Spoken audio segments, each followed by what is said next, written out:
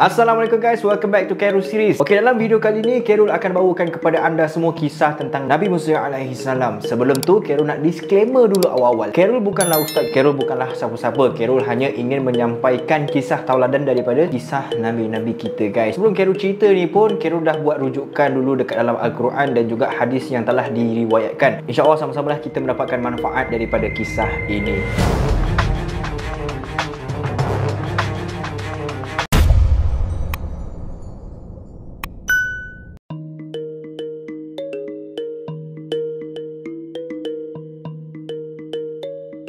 Jadi macam yang kita dah belajar dekat sekolah dulu, Nabi Musa adalah Nabi yang ke-14 daripada 25 silsilah Nabi yang patut ataupun yang wajib kita tahu guys. Untuk pengetahuan korang, kisah Nabi Musa adalah antara yang terbanyak yang diceritakan dekat dalam Al-Quran. Nama Nabi Musa je disebut sebanyak 136 kali dekat dalam Al-Quran guys. Baginda juga adalah seorang Nabi yang menerima kitab. Kalau korang ingat, kitab apa guys? Kita dah belajar dulu dekat sekolah. Cuba korang fikir dulu. Yes, betul, kitab Taurat. Tapi atas sebab apa kitab Taurat tu diturunkan? Kitab Taurat tu diturunkan kepada Nabi Musa adalah untuk disampaikan kepada kaum dia. Okey, sebelum kita pergi dengan lebih mendalam lagi kisah pasal Nabi Musa melawan Fir'aun, kita tengok dulu latar belakang ataupun biodata Nabi Musa alaihissalam. Nama penuh Nabi Musa ialah Musa bin Imran bin Qahat bin Lewi bin Yaqub bin Ishaq bin Ibrahim. Nabi Musa dilahirkan dekat negara Mesir yang pada waktu tu Bani Israel ni kaum Nabi Musa lah Diorang semua tinggal dekat Mesir sebagai bangsa pendatang sejak daripada zaman Nabi Yusuf lagi guys. Nama bapa kepada Nabi Musa adalah Imran dan nama mak kepada Nabi Musa pula adalah Yukabat. Yang di mana Imran dan Yukabat ni berkahwin, maka lahirlah Nabi Musa guys. Mak dan bapa kepada Nabi Musa berasal daripada suku Lewi.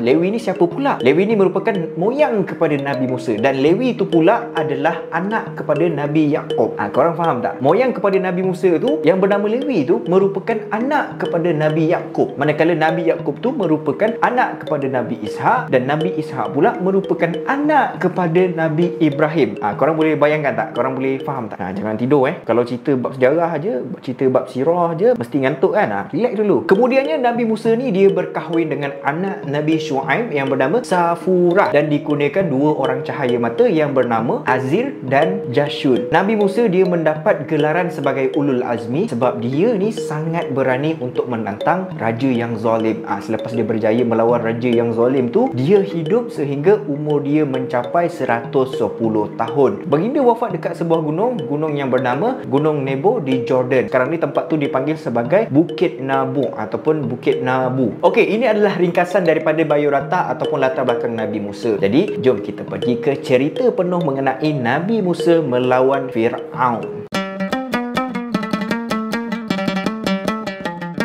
Masa Nabi Musa dilahirkan, orang kata tu time tu memang sangat-sangat huru-hara guys, dia punya situation tu. Korang bayangkan masa Nabi Musa lahir, kerajaan Mesir yang dipimpin oleh Fir'aun pada ketika itu, diorang membuat satu undang-undang. Undang-undang yang dibuat tu adalah setiap satu bayi lelaki daripada Bani Israel yang baru je dilahirkan haruslah dibunuh. Contohnya, andai kata rumah sebelah baru je lahirkan anak dia lelaki, anak dia bangsa Israel, memang kena bunuh terus guys. Lepas tu jiran belakang rumah pun baru je lahirkan anak dia lelaki juga, and dia tu bangsa Israel juga, kena bunuh juga babe. Korang bayangkan orang dah mengandungkan anak dekat dalam perut ni selama 9 bulan guys. Penat, lelah, pening kepala, mual, semua yang ditanggung oleh ibu semata-mata untuk menunggu kelahiran anak yang disayangi tu hancur macam tu je disebabkan undang-undang kejam yang dibuat oleh Fir'aun. Macam tu je dia bunuh. Tapi guys, korang terfikir tak kenapa Fir'aun dia buat undang-undang yang kejam sampai macam tu sekali? Jawapan dia, sebelum dia keluarkan undang-undang yang kejam tu, dia bermimpi guys. Dalam mimpi dia tu menunjukkan kerajaan Mesir hancur, terbakar dan semua penduduk yang ada dekat situ mati kecuali Bani Israel. Bani Israel sahaja yang terselamat daripada malapetaka yang berlaku dalam mimpi Fir'aun tu. Jadi selepas dia mendapat mimpi tu, Fir'aun terus bagi tahu dekat dia punya ahli nujum pasal mimpi dia tu, and dia minta ahli nujum tu untuk tafsir menceritakan pasal mimpi malapetaka tu guys. So ahli nujum tu pun cakaplah dekat Firaun, berdasarkan daripada mimpi dia tu, benda tu menunjukkan yang bahawasanya pada satu hari nanti akan ada seorang lelaki daripada Bani Israel yang akan menjatuhkan kerajaan Mesir. So tak tunggu lama guys, Firaun terus perintahkan dekat askar-askar dia untuk geledah semua rumah and cari bayi lelaki yang berbangsa Israel and terus bunuh diorang semua tanpa ada belas kasihan langsung guys. Masa tu Yokabad, ibu kepada Nabi Musa, memang baru je melahirkan Nabi Musa time tu, tapi proses kelahiran tu dirahsiakan daripada semua orang, termasuklah dia punya jiran tetangga dia. Dengan cara begitu, orang-orang Firaun tak dapat tahu pun kedudukan Yokabad sebab Yokabad sangat bijak. Ada beberapa sumber yang mengatakan Yokabad ni menyorok supaya tidak diketahui oleh budak-budak Firaun. And then masuk umur Nabi Musa 3 bulan, time ni lah Yokabad dah mula rasa takut. Andai kata kalau orang-orang Firaun dapat tahu yang dia ada baby lelaki, habislah dia kan. Pada masa tu dia memang takut and dia bimbang dengan keselamatan anak dia, iaitu Nabi Musa itulah. Jadi guys, Allah mendatangkan ilham kepada Yokabad untuk menghanyutkan Nabi Musa dekat sebuah sungai. Sungai apa? Sungai itu bernama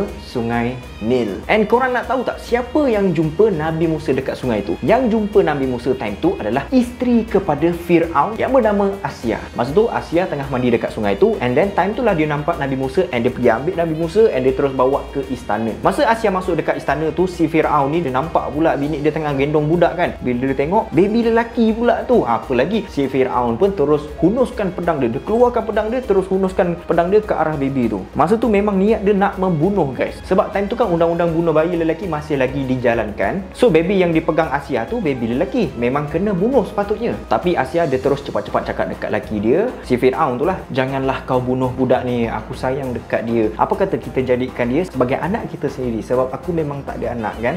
Disebabkan kata-kata Asia tu lah, hati Firaun ni dia jadi auto, jadi lembut. Dia terus tak jadi nak bunuh Nabi Musa. Jadi Firaun dengan Asyah ni diorang membesarkan Nabi Musa dekat istana diorang tu. So sekarang ni Asyah kena cari ibu susuan untuk Nabi Musa menyusu. Yalah masa tu kan Nabi Musa tu dia masih lagi baby kan, kenalah susu. Asyah pun jemputlah para wanita untuk datang ke istana untuk test sama ada Nabi Musa nak menyusu dengan diorang ataupun tidak. Sorang-sorang test, semuanya tak sangkut. Yang sangkut korang tahu siapa? Yokabad, iaitu ibu kandung kepada Nabi Musa sendiri. Jadi bermula daripada sekarang Yokabad dijadikan sebagai pengasuh kepada Nabi Musa. Kalau korang nak tahu, nama Musa tu sendiri adalah nama yang diberikan oleh keluarga Firaun. Sampai orang panggil dia Musa bin Firaun tau. Sewaktu Nabi Musa dalam usia kanak-kanak, masa tu Firaun angkat Nabi Musa lah, macam nak dukung gitulah kan. Bila dah didukung tu, Nabi Musa dia pergi tarik janggutnya si Firaun tu sampaikan Firaun dia rasa sakit. Lepas tu Firaun pergi cakap dekat bini dia, pergi cakap dekat Asyah tu, wahai isteriku, entah-entah budak ni yang nak jatuhkan kekuasaanku, yang nak jatuhkan kerajaan dia. Macam gitu dia cakap. Lepas tu Asyah pun cakap lah, dia macam tenangkanlah si Firaun tu, sabarlah, dia ni masih lagi budak-budak, belum berakal, dia masih tak tahu apa-apa pun. Dia macam bagi Firaun cool down macam gitu, nak lembutkan hati Firaun supaya Nabi Musa dapat terus kekal hidup dekat dalam istana tu. So guys, sejak daripada usia Nabi Musa 3 bulan sampailah Nabi Musa jadi dewasa, dia tinggal dekat istana Firaun tu guys. Cerita dia macam ni. Masa ni Nabi Musa dah dewasa Time ni Nabi Musa tengah berjalan dekat sekitar kawasan kota Mesir tau. And masa dia tengah jalan tu, dia terserempak dengan 2 orang lelaki yang tengah bergaduh antara satu sama lain. Seorang lelaki daripada Bani Israel dan seorang lagi pula daripada bangsa Firaun, iaitu bangsa Firaun apa? Bangsa Mesir. Kalau korang nak tahu, bangsa Israel dengan bangsa Mesir pada ketika tu, diorang memang bermusuhan. Kira diorang memang tak ngam lah, senang cerita. Pergaduhan yang berlaku antara 2 lelaki tu disebabkan oleh orang Mesir menghina orang Israel. That's why lah diorang bergaduh. Dia tak puas hati. Orang Mesir tu yang start dulu pergaduhan tu. So bila Nabi Musa dah nampak diorang tengah bergaduh kan, mestilah dia nak leraikan, betul tak? Takkanlah dia nak suruh orang tu bergaduh lagi, terus bertumbuk lagi kan. And then Nabi Musa pun cubalah untuk mendamaikan mereka. Yang si Bani Israel tu okey je, tapi yang si bangsa Mesir ni lah punyalah belagak guys. Dia macam tak nak stop tau. Dia siap perli dekat Nabi Musa lagi. Bila Nabi Musa dengar macam itu, tanpa membuang masa, Nabi Musa terus menghayunkan satu penumbuk dekat orang tu guys. Korang nak tahu apa yang terjadi? Orang tu sampai akan terpelanting guys. Lepas tu dia terus meninggal dekat situ juga babe. Tapi sebenarnya Nabi Musa tu tak ada niat langsung pun nak bunuh dia. Benda tu datang secara spontan guys. Sebab orang tu pun dah macam gitu. Benda tu juga disebabkan amarah yang ada dekat dalam diri Nabi Musa. Jadi bila Nabi Musa mendapati orang yang dia tumbuk tu mati, dia terus berdoa kepada Allah. Dia memohon keampunan daripada Allah untuk mengampuni segala dosa yang dia buat ke atas orang tu. Maka Allah mengampunkan dosa yang dibuat oleh Nabi Musa pada ketika itu. Kisah ni bukan dibuat-buat guys. Kisah ni memang ada dekat dalam Al-Quran, dalam surah Al-Qasas ayat 15 dan 16. Korang boleh refer dekat situ nanti. Selepas kejadian tu, makin ramai orang yang tahu mengenai kematian orang Mesir yang dibunuh oleh Nabi Musa, and sampaikan berita pasal kejadian tu diketahui oleh orang kanan Fir'aun. Jadi orang kanan Fir'aun ni, dia perintahkan orang ramai untuk mencari Nabi Musa. Disebabkan orang ramai tengah mencari Nabi Musa, jadi Nabi Musa buat keputusan untuk keluar daripada Mesir untuk sementara waktu. Dia pun berangkatlah keluar daripada Mesir menuju ke kota Madian dengan cara berjalan kaki guys. Perjalanan daripada kota Mesir ke Madian mengambil masa lebih kurang dalam 8 hari untuk sampai ke sana. Sampai je dia dekat kota Madian, dekat situ dia tinggal dekat rumah Nabi Syuaib alaihissalam untuk beberapa ketika. Sampailah Nabi Musa ni berkahwin dengan anak gadis Nabi Syuaib yang bernama Safura. Dan beberapa ketika kemudiannya Nabi Musa meminta izin kepada Nabi Syuaib untuk pulang ke kota Mesir semula guys. Bukit Sinai adalah tempat Nabi Musa pertama kali menerima wahyu daripada Allah Subhanahu Wa Taala. Okey, cerita dia, masa Nabi Musa dengan isterinya Safura dalam perjalanan pulang ke kota Mesir, mereka berdua berhenti dekat kawasan Bukit Sinai. Masa baginda berhenti tu, baginda ternampak ada satu api dekat kawasan lereng Bukit Sinai tu. Diorang berada dalam keadaan yang jauh, jarak yang jauh, tapi dia nampak ada satu api. Jadi dia terfikir sekejap, bagus juga kalau dia pergi dekat api tu kan, sebab api tu nanti boleh buat suluh jalan dan juga api tu boleh buat untuk menghangatkan badan mereka. Jadi tanpa berlengah, baginda terus bergerak ke arah api tersebut. Dan bila dia sampai dekat sekitar kawasan api yang menyala tu, alangkah terkejutnya dia apabila dia nampak api tu tak membakar pada pokok yang ada dekat situ. Korang faham tak? Api tu ada dekat sebatang pokok, tapi api tu tak bakar pokok tu. Api tu dia tak merebak dekat pokok tu guys. Apa yang baginda nampak tu, benda tu membuatkan dia jadi hairan. And kalau kita nampak pun mestilah kita akan pelik kan, apa sebab pula tak terbakar, padahal api tu dekat pokok tapi pokok tu tak terbakar. Benda pelik tu. Dan kemudiannya dengan secara tiba-tiba je baginda terdengar satu suara guys. Suara tu adalah suara wahyu daripada Allah Subhanahu Wa Taala. Benda tu memang betul guys. Suara tu memang suara Allah Subhanahu Wa Taala, and benda ni ada tertulis di dalam Al-Quran dekat surah An-Nisa ayat 164, yang di mana dalam ayat tu mengatakan bahawa Allah Subhanahu Wa Taala berbicara secara langsung dengan Nabi Musa. Berdasarkan daripada surah Taha ayat 9 hingga ayat 24, yang di mana kita dapat lihat dalam surah tu, benda ni berlaku masa Nabi Musa ada dekat Bukit Sinai tu guys. Time itulah Allah memberikan mukjizat kepada Nabi Musa. Ada dua mukjizat yang Allah bagi. Yang pertama, tongkat Nabi Musa boleh berubah menjadi ular, dan yang kedua pula adalah tangan ataupun dada Nabi Musa boleh mengeluarkan cahaya berwarna putih yang sangat terang guys. Dan dalam surah tu juga Allah menyeru kepada Nabi Musa untuk pergi menentang Fir'aun yang semakin melampaui batas bersama-sama dengan Nabi Harun.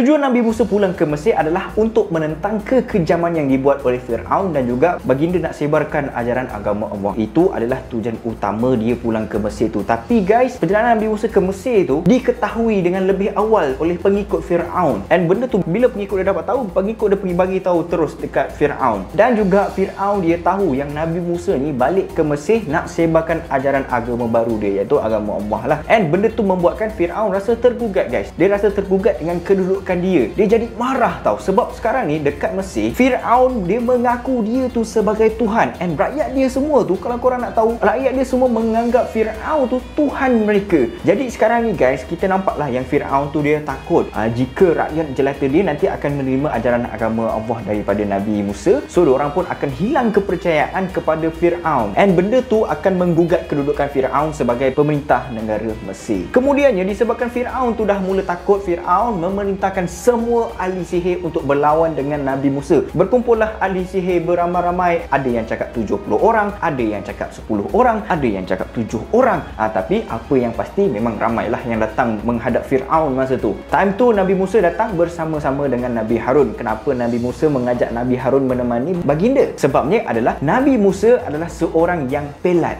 Manakala Nabi Harun dia petah dalam berkata-kata. Jadi andai kata kalau Nabi Musa ingin fight secara hujah, secara bercakap, secara lisan, dia memang tak dapat nak menang lah. That is why lah Nabi Musa dan Nabi Harun pergi menghadap Fir'aun bersama-sama. Benda ni memang ada dekat dalam Al-Quran, surah Al-Qasas ayat 34. Benda ni tak bermakna andai kata Nabi Musa tu pelat tapi dia tak bijak. Nabi Musa adalah seorang yang bijak guys. Cuma dia tak petah bercakap. Bukan tak petah, dia pelat bila bercakap. Berdasarkan daripada riwayat Ibnu Kathir, dekat sini dia ada bagi tahu juga kenapa Nabi Musa tu dia jadi pelat. Nabi Musa jadi pelat bukan daripada lahir lagi.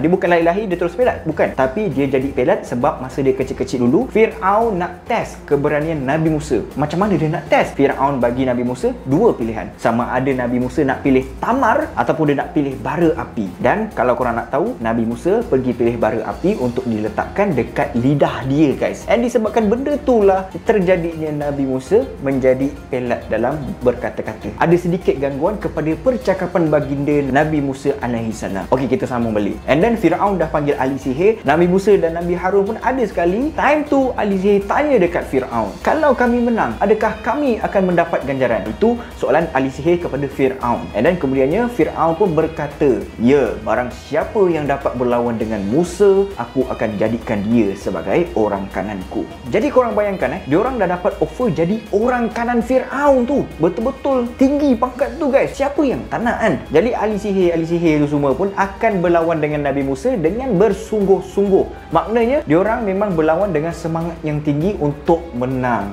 So semua ahli sihir Fir'aun tu mengelilingi Nabi Musa. Tapi Nabi Musa steady. Dia tak takut langsung sebab dia tahu Allah Subhanahu Wa Taala ada bersama dengan dia. Masa tu Nabi Musa cakap macam gini tau. Korang lemparkanlah apa yang korang nak lemparkan. Maksud dia dekat situ, Nabi Musa siap suruh diorang baling dulu apa benda yang diorang nak baling. Nabi Musa macam tak kisah pun, tak takut langsung pun. Balinglah dulu, lemparlah dulu apa yang korang ada. And then apa lagi, semua ahli sihir tu balinglah diorang punya tongkat, diorang punya tali. Bila tali tongkat tu mencecah ke lantai, tali dan tongkat tersebut berubah menjadi ular jadian. Tapi sebelum diorang baling tu, diorang ucap sesuatu. Korang nak tahu tak dia ucap apa? Demi kekuasaan Fir'aun. Diorang siap cakap macam tu. Tapi kalau kita orang Islam, kita sebut apa? Bismillahirrahmanirrahim. Maksudnya dengan nama Allah yang Maha Pengasih lagi Maha Penyayang. Tapi diorang ucap dengan nama Fir'aun. Berbeza dekat situ guys. Sebab diorang anggap Fir'aun tu adalah sebagai Tuhan. Bila semua ahli-ahli sihir dah baling diorang punya tongkat, diorang punya tali, turn Nabi Musa pula. Nabi Musa pun menjatuhkan tongkat dia dan dengan secara tiba-tiba tongkat yang dijatuhkan tu menjadi seekor ular yang sangat besar guys. Kemudian ular yang besar tu, ular tu pergi telan semua ular-ular kecil daripada ahli sihir Fir'aun tu guys. Jadi dekat sini kita boleh nampak secara automatik Nabi Musa menang dalam pertarungan tu dengan ahli sihir Fir'aun. Bila ahli-ahli sihir tu tahu yang diorang semua tu dah kalah, diorang semua tiba-tiba rebahkan badan diorang and diorang terus bersujud dekat depan Nabi Musa dan Nabi Harun. Bukan setakat ahli sihir je tau sebahagian daripada pengikut Fir'aun yang ada dekat situ semua bersujud, termasuk sekali dengan isteri Fir'aun guys. Bila Fir'aun nampak diorang buat macam gitu, Fir'aun terus jadi marah tau. And dia tu terus menghukum kepada semua orang yang cuba untuk beriman dengan Nabi Musa dan Nabi Harun. Korang tahu tak, isteri dia sendiri dia pergi seksa sampai meninggal dunia sebabnya dia pergi ikut ajaran Nabi Musa dan Nabi Harun, iaitu agama Allah. Teruk betul ke Fir'aun tu?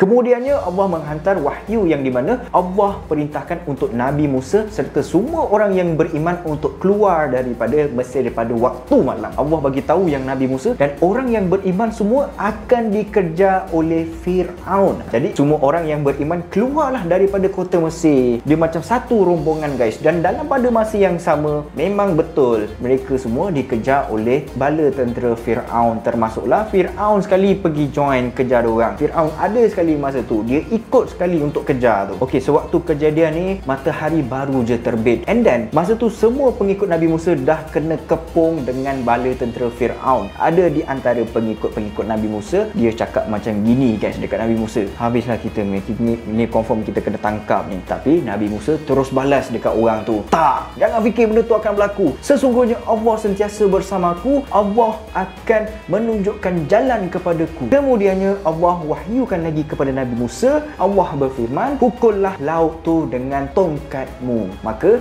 Nabi Musa pun terus pukul dekat permukaan laut dan keajaiban Allah pun berlaku. Laut tu terbelah guys. Laut yang dimasukkan ni adalah nama dia Laut Merah. Dekat dalam Al-Quran menggambarkan air yang terangkat tu, dia punya tinggi tu dah macam gunung punya ketinggian dia guys. Korang bayangkan sendirilah betapa hebatnya kuasa Allah Subhanahu Wa Taala ni dengan macam gitu sekali guys. Sampaikan laut tu boleh terbelah. Korang bayangkan. Kemudiannya semua pengikut Nabi Musa melintasi Laut Merah tu apabila laut tu telah terbelah dua. Dan dalam pada masa yang sama, tentera Firaun follow dorang daripada belakang tau. And bila je semua pengikut Nabi Musa berjaya melintasi Laut Merah, tiba-tiba laut yang terbelah tadi tu jatuh kembali dan ianya membuatkan semua bala tentera Firaun termasuklah dengan Firaun sekali tenggelam guys. And then masa Firaun dah nak lemas tu, Firaun sempat lagi berkata guys. Dia cakap macam gini tau. Saya percaya bahawa tidak ada Tuhan melainkan Tuhan yang dipercayai Bani Israel,